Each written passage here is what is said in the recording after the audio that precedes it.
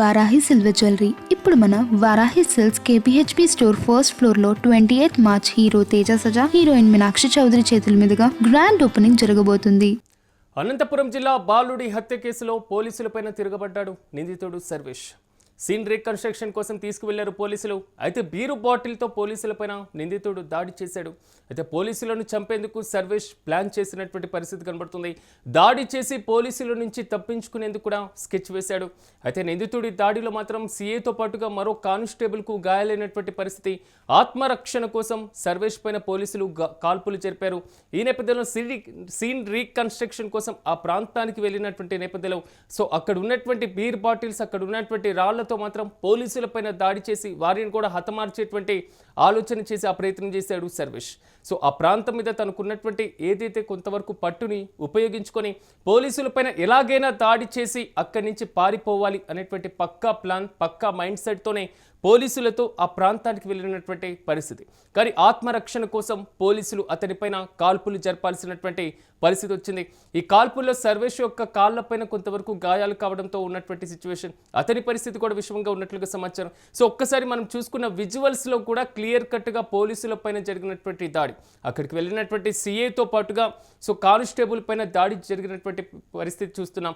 వారికి కూడా తీవ్రమైనటువంటి గాయాలయ్యాయి. నడవలేనటువంటి పరిస్థితిలో కూడా పోలీసులను హాస్పిటల్కి తీసుకొస్తున్నటువంటి పరిస్థితి.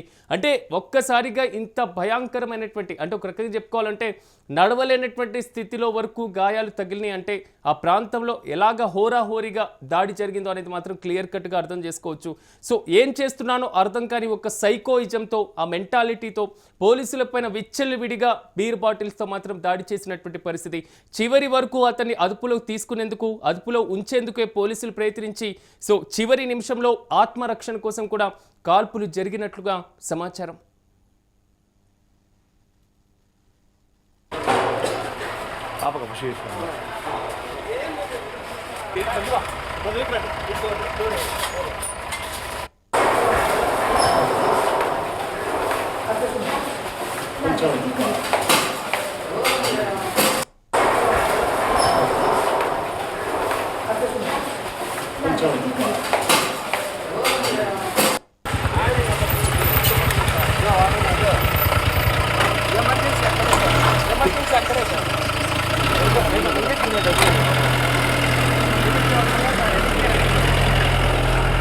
ఇదంశంపై మరింత సమాచారం మా ప్రతినిధి రసూల్ అందిస్తారు. రసూల్ చెప్పండి, ఓవరాల్గా మాత్రం సీన్ రీకన్స్ట్రక్షన్ కోసం వెళ్ళినటువంటి పోలీసుల పరిస్థితి ఏ విధంగా ఉంది? ఎందుకంటే వారి కూడా భారీగా కొంతవరకు గాయపడినటువంటి సిచ్యువేషన్స్ మనం చూస్తున్నాం. ఆ ప్రాంతాన్నే తనకు ఒక పట్టుగా ఉపయోగించి సర్వేష్ ఎలాగైనా పాడిపోవాలి అనేటువంటి ప్లాన్లో మాత్రం పక్క స్కెచ్ వేసినట్లుగా తెలుస్తుంది. పూర్తి డీటెయిల్స్ ఏంటి, తాజా సమాచారం ఏంటి?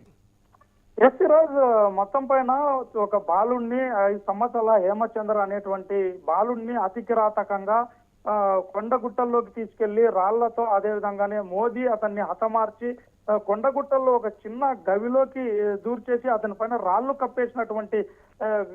కప్పేసి ఉన్మాదిగా వివరించినటువంటి నిందితుడు సర్వేష్ అతి కిరాతకంగా వివరించాడు. బాలుని హతమార్చినటువంటి నిందితుడు పూర్తిగా ఉన్మాదిగా వివరిస్తున్నటువంటి పరిస్థితి అతను వ్యవహరించిన తీరు బట్టి స్పష్టంగా కనిపిస్తుంది. ఈ క్రమంలోనే బాలుడి హేమచందర్ ను హత్య చేసినటువంటి ఘటనలో అదుపులోకి తీసుకున్నటువంటి పోలీసులు నిందితుడు అయినటువంటి సర్వేష్ ను పోలీసులు అదుపులోకి తీసుకున్నారు. యాడికి పోలీసులు ప్రధానంగా తాడిపత్రికి సంబంధించినటువంటి సబ్ డివిజనల్ పరిధిలోకి యాడికి మండల కేంద్రం వస్తే యాడికి పోలీస్ స్టేషన్ పరిధిలో ఈ కోనుప్పలపాడు గ్రామం అనేటువంటిది ఉంది. ఈ కోనుప్పలపాడు గ్రామానికి చెందినటువంటి ఆ బాలుడే ఈ హేమచంద్రు. పాఠశాలకు వెళ్ళి తిరిగి వచ్చినటువంటి సందర్భంలో కాపు కాసి చాలా పక్క ప్రణాళికతో బాలుని తీసుకెళ్లి అతి కిరాతకంగా హతమార్చినటువంటి సర్వేష్ ఎవరైతే ఉన్నాడో ఈ నిందితుడు పూర్తిగా ఉన్మాదిగా వివరిస్తున్నట్టు కూడా స్పష్టంగా కనిపిస్తుంది. ఎందుకంటే పోలీసులు అతన్ని అదుపులోకి తీసుకొని బాలుని హతమార్చినటువంటి విషయాన్ని అతని నుంచి తమదైన శైలిలో రాబట్టినటువంటి పోలీసులు అతన్ని తీసుకొని వెళ్లారు. అది ఏదైతే కోనుప్పలపాడు గ్రామ సమీపంలో ఏదైతే ఈ అటవీ ప్రాంతం ఉందో రసూల్ కొంతవరకు, ఎందుకంటే సాధారణంగా సీన్ రీకన్స్ట్రక్షన్ చేసేటువంటి సమయంలో పోలీసులు ఎలాంటి ప్రాసెస్ ని ఫాలో అవడం జరుగుతుంది? ఎందుకంటే ఒక నిందితుడిని ఆ ప్రాంతానికి తీసుకొని వెళ్తున్నారు కాబట్టి తగిన బందోబస్తుతోనే వెళ్ళేటువంటి పరిస్థితి ఉంటుంది. కానీ దాడి వరకు సిచ్యువేషన్ ఎలా వెళ్ళింది? రాజ్, ఎందుకంటే ఒక ఒక హత్య కేసులో ఏదైనా ఒక సంచలనంగా మారినటువంటి హత్య కేసులో నిందితులను అదుపులో తీసుకున్నటువంటి తర్వాత పోలీసులు ఇటీవల కాలంలో ఖచ్చితంగా పూర్తి స్థాయిలో, ఎందుకంటే కేసును చాలా పకడ్బందీగా వాళ్ళు రూపొందించేటువంటి క్రమంలో సీన్ రీకన్స్ట్రక్షన్ అనేటువంటిది ఇటీవల కాలంలో సాధారణంగా మారిపోయినటువంటి విషయమే. ఈ నేపథ్యంలోనే నిందితుడు బాల్ని హతమార్చినటువంటి నిందితుడు సర్వేస్ ఒక ఉన్మాదిగా మారిపోయాడు. అయితే అయినప్పటికీ ఎట్టి పరిస్థితుల్లో ఈ సీన్ రీకన్స్ట్రక్షన్ అంటే నిందితుడు ఏ విధంగా వివరించాడు, ఏ విధంగా ఎక్కడి నుంచి ఏ విధంగా తీసుకెళ్లాడు, ఎలా హతమార్చాడు అనేటువంటి అంశాలను, అంటే స్టార్టింగ్ పాయింట్ ఎండింగ్ పాయింట్ దాకా సీన్ రీకన్స్ట్రక్షన్ చేసేటువంటి విధానాన్ని పోలీసులు అనుసరిస్తారు. ఈ క్రమంలోనే పకడ్బందీగా కూడా పోలీసులు ఉంటాడు. ఎందుకంటే ఒక కడుగట్టినటువంటి నేరస్తుడు సొంత బామర్ది చిన్నపిల్లోని చంపాడంటే అతని మానసిక పరిస్థితి ఏ విధంగా ఉంటుంది అనేటువంటిది కూడా పోలీసులు అంచనా వేసేటువంటి పరిస్థితి ఉంటుంది. కాబట్టి ఈ విధంగా ఒక ఉన్మాదిగా ఉండేటువంటి వ్యక్తిని తమ వెంట తీసుకెళ్లేటువంటి సందర్భం పోలీసులు కూడా ఖచ్చితంగా చాలా పకడ్బందీగా ఉంటారు. వాళ్ళకి సంబంధించినటువంటి వారిపైన కూడా దాడి జరిగేటువంటి అవకాశం లేకపోలేదు. కాబట్టి స్పెషల్ పార్టీ పోలీసులతో, అదే విధంగానే వాళ్ళకి సంబంధించినటువంటి రివాల్వర్లు, అదే విధంగానే తగు సిబ్బందితో దాదాపుగా ఒక 10 మంది దాకా కనీసం ఒక 2-3 వెహికల్స్ లో వెళ్లేటువంటి పరిస్థితి ఖచ్చితంగా వాళ్ళు అన్ని ఏర్పాట్లు చేసుకుని సీన్ రీకన్స్ట్రక్షన్స్ కూడా వెళ్తూ, అంతేకాకుండా ఉన్నతాధికారులను కూడా వెళ్లి ఆ ప్రాంతానికి వెళ్ళేటువంటి పరిస్థితి ఉంటుంది. ఇలాంటి పకడ్బందీగా ఉన్నటువంటి పోలీసుల పైన ఒక ఉన్మాదిగా సర్వేస్ నిందితుడు ఎవరైతే ఉన్నాడో సర్వేస్ వివరించారు. ఎందుకంటే బాలుడు పాఠశాలకు వెళ్ళాడు, తిరిగి అక్కడికి వచ్చాడు. ఏదైతే కొనుప్పలపాడు గ్రామం ఉందో సాయంత్రం ఇలాంటి సమయంలో, ఎందుకంటే ఈ ప్రాసెస్ ఏదైతే ఫాలో అవుతున్నటువంటి సమయంలో సాధారణంగా మనం చూస్తూ ఉంటాం, నిందితులకి మరి ముఖ్యంగా ఆరోపణలు ఎదుర్కొన్నటువంటి పరిస్థితులు లేదా హత్య కేసుకు సంబంధించి ఆరోపణలు ఎదుర్కొన్నటువంటి వారికి చేతులకు బేడీలు వేసి తీసుకువెళ్ళడం, ఈ ప్రాసెస్ని మనం సాధారణంగా చూస్తూ ఉంటాం. కానీ ఇంత కీలకమైనటువంటి హత్య ప్రాంతానికి వెళ్తున్నటువంటి నేపథ్యంలో సో అసలు బేడీలు వేయలేదా లేదా అతనికి పూర్తి స్థాయిలో వదిలేయడం జరిగింది ఆ ప్రాంతంలో? సో పూర్తిగా ఆ సీన్ రీకన్స్ట్రక్ట్ చేసేటువంటి దాంట్లో సో అతని చేతుల్ని కట్టేసేటువంటి ప్రాసెస్ ఇలాంటి దాన్ని అవలంబించలేదా?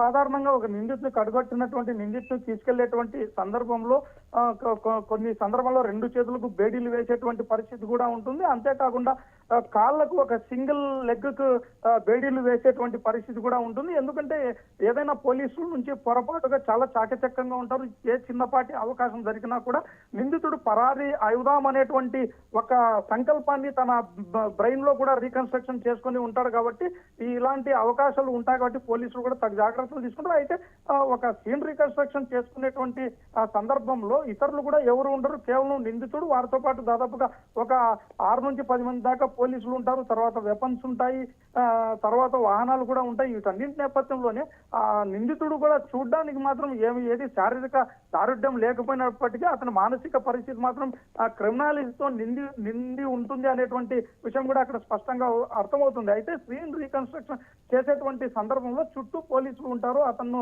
నడవాల్సి ఉంటుంది. ఏ విధంగా హత్యకు పాల్పడ్డాడు లేక నేరానికి పాల్పడ్డాడు అనేటువంటి విషయాలన్నీ ఉంటాయి. కాబట్టి అతన్ని సాధారణంగా ఒకవేళ అప్పటిదాకా తీసుకెళ్లేటప్పుడు బేడీలు వేసి ఉండొచ్చేమో కానీ బట్ రీకన్స్ట్రక్షన్ సందర్భంలో అతనికి అలాంటి పరిస్థితులు కనిపించలేదు. కాబట్టి బేడీలు వేసినట్టు కానీ లేకపోతే ఇతరత్ర వేసేటువంటి పరిస్థితి అక్కడ కనిపించలేదు. దీన్నే ఆ నిందితుడు ఎవరైతే సర్వేస్ ఉన్నాడో ఒక అలుసుగా కూడా తీసుకుని ఉండవచ్చు. ఇది ఒక ఆపర్చునిటీగా భావించి ఉండవచ్చు వాళ్ళపైన దాడి చేయడానికి. కానీ రసూల్ కొంతవరకు, ఎందుకంటే సీన్ రీకన్స్ట్రక్షన్ కోసం ఎప్పుడైతే సర్వేస్ ని అక్కడికి తీసుకువెళ్ళాలి అనేటువంటి ఆలోచన ఇన్ఫర్మేషన్ సర్వేస్ కి ఇచ్చారు పోలీసులు, అప్పుడే తన మైండ్ సెట్ లో క్లియర్ కట్ గా పెట్టుకున్నారనుకోవచ్చా? ఎందుకంటే అది హత్య జరిగినటువంటి ప్రాంతం, సో అతనికి పట్టున్నటువంటి ప్రాంతం. పోలీసులతో పోలిస్తే అతను పారిపోయేందుకు వివిధ మార్గాలు అన్వేషించడానికి తన కీలకంగా ఉన్నటువంటి ప్రాంతం, అలవాటైనటువంటి ప్రాంతం. ఎందుకంటే అది ఖచ్చితంగా కొనుప్పలపాడు గ్రామ సమీపము, అది అటవీ ప్రాంతం అయినప్పటికీ గ్రామానికి చాలా దగ్గరలో ఉన్నటువంటి ప్రాంతం. కాబట్టి అవుట్స్కర్ట్స్ గా ఒక గ్రామానికి అవుట్స్కర్ట్స్ గా ఉన్నటువంటి ప్రాంతం. కాబట్టి పోలీసులు అతన్ని తీసుకెళ్లేటువంటి సందర్భంలో కూడా ఎలాంటి పరిస్థితులను ఎదుర్కోవచ్చు అనేటువంటిది కూడా నిందితుడు అంచనా వేసి ఉండొచ్చు. ఎందుకంటే అతన్ని అటవీ ప్రాంతానికి తీసుకెళ్లారు, బాలుడిని కొండగుట్టల్లో తీసుకెళ్లి చంపేసినటువంటి పరిస్థితి. కాబట్టి అతన్ని తీసుకెళ్లేటువంటి సందర్భంలో అతను ఒక్కడే ఉన్నాడు. తను ఏమైనా పోలీసులు చంపేస్తారు లేకపోతే ఇంకా ఏదైనా చేస్తారా అనేటువంటిది కూడా స్మెల్ చేసి ఉండొచ్చు, అనుమానించి ఉండేటువంటి పరిస్థితి ఉంటుంది. కాబట్టి ఈ క్రమంలోనే అతన్ని రీకన్స్ట్రక్షన్ కోసం ఆ కుందనపు కొండగుట్టల ప్రాంతానికి తీసుకెళ్లినటువంటి పరిస్థితుల్లో అతను పూర్తిగా పోలీసులతో సఖ్యంగా ఉంటూనే వారికి అన్ని విషయాలు వివరిస్తూ ఉన్నట్టుగా ప్రయత్నం చేస్తూనే ఒక్కసారిగా పోలీసుల పైన విరుచుకుపడినటువంటి పరిస్థితి. ఎందుకంటే కొండగుట్టల ప్రాంతంలో పదునైనటువంటి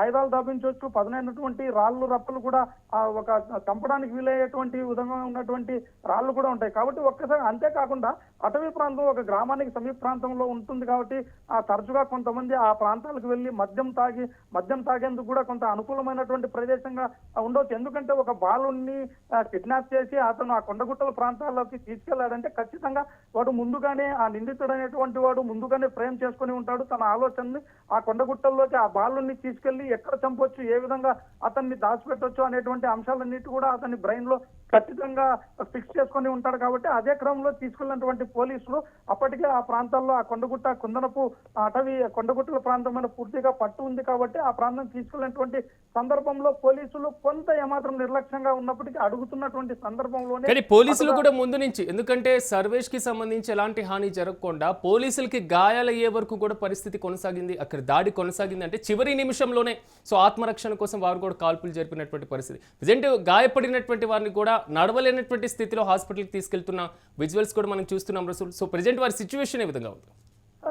ఎస్ సిరాజ్, దీంట్లో ప్రధానంగా ఒక సిఐ ఎవరైతే ఉన్నారో ఆ సిఐ కూడా తీవ్రంగా గాయపడినటువంటి పరిస్థితి. పెద్ద ఒడుగురు ప్రాంతానికి చెందినటువంటి సిఐ రామసుబ్బయ్యతో పాటు మరో కానిస్టేబుల్ కూడా తీవ్రంగా గాయపడ్డాడు. ఎందుకంటే ఉన్న ఫలంగా ఒక బీర్ బాటిల్ దొరికితే అప్పటికి రాళ్ళు ఉంటాయి కాబట్టి అలా ఒక క్షణంలో పగలగొట్టి అదే బీర్ బాటిల్తో వారిపైన దాడి చేసేందుకు ప్రయత్నం చేసినట్టు కూడా అక్కడ కనిపిస్తుంది. ఆ బీర్ బాటిల్తో వాళ్ళ ఎదలపైన, శరీరం పైన, తలపైన దాడి చేసేటువంటి నేపథ్యంలో పోలీసులు ఆ ఉన్మాది నుంచి కొంత అటుగా తప్పించుకునేందుకు ప్రయత్నం చేయడంతో శరీరంలో ఉన్నటువంటి భుజాల భాగాల్లో తీవ్రంగా రక్తగాలైనట్టు తెలుస్తుంది. ఈ క్రమంలోనే ఆ నిందితుడు ఎవరైతే సర్వేస్ ఉన్నాడో ఖచ్చితంగా లొంగి పారిపోయేందుకు కూడా ప్రయత్నం చేసేటువంటి విషయాలు కూడా అక్కడ స్పష్టంగా కనిపిస్తున్నాయి. కాబట్టి నిందితుని లొంగిపోవాలి, కామ్గా ఉండిపోవాలి అనేటువంటి విధంగా కూడా పోలీసులు హెచ్చరిస్తున్నట్టు పోలీసు వర్గాల ద్వారా సమాచారం తెలుస్తుంది. అయితే అతను ఏ మాదిరిగా అప్పటికే ఉన్నటువంటి మానసిక పరిస్థితి కావచ్చు, ఉన్మాదిగా మారినటువంటి